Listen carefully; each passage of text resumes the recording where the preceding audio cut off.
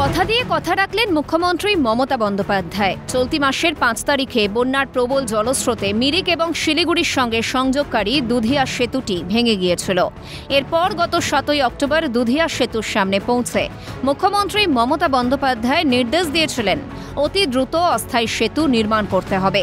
তার নির্দেশ মোতাবেক যুদ্ধকালীন তৎপরতায় শুরু হয় সেতু নির্মাণের কাজ। বালাসন নদীর উপর হিউম পাইপ দিয়ে সেই অস্থায়ী সেতু তৈরির কাজ প্রায় শেষ। বিষয়টি নিয়ে নিজের এক্স হ্যান্ডেলে পোস্ট করেছেন মুখ্যমন্ত্রী।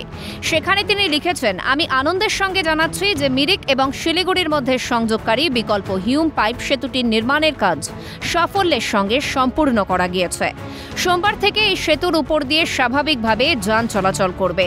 ৪৬৮ মিটার লম্বা এই ব্রিজটি মাত্র ১৬ দিনের মধ্যে তৈরি হয়ে গিয়েছে।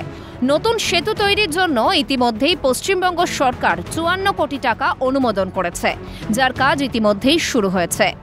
এর আগে বিপর্যস্ত উত্তরবঙ্গ পরিদর্শনে গিয়ে ৭ দিনের মধ্যেই এই অস্থায়ী সেতুটি তৈরি হয়ে যাবে বলে ঘোষণা করেছিলেন রাজ্যের প্রশাসনিক প্রধান।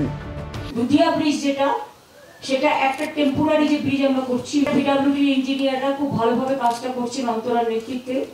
সেটা আর ৭ দিনের মধ্যে হয়ে যাবে। প্লাস তার পাশে একটা পাকা ব্রিজ হচ্ছে, এদিকে রবিবার সেই অস্থায়ী সেতুর উপর দিয়ে শুরু হলো দুচাকার যান চলাচল। পাশাপাশি মিরিকের মানুষজন এই ব্রিজের উপর দিয়ে পায়ে হেঁটে যাতায়াত শুরু করেছেন। এই অস্থায়ী সেতুটি দ্রুততার সঙ্গে তৈরি হওয়ায় স্বভাবতই খুশি পাহাড়ের মানুষজন। মুখ্যমন্ত্রী কোনো কথা দিলে তা যে তিনি রাখেন, এই রেকর্ড সময়ে দুধিয়ায় অস্থায়ী সেতু তৈরি তার প্রমাণ। রাজা সাহার রিপোর্ট, ক্যালকাটা নিউজ।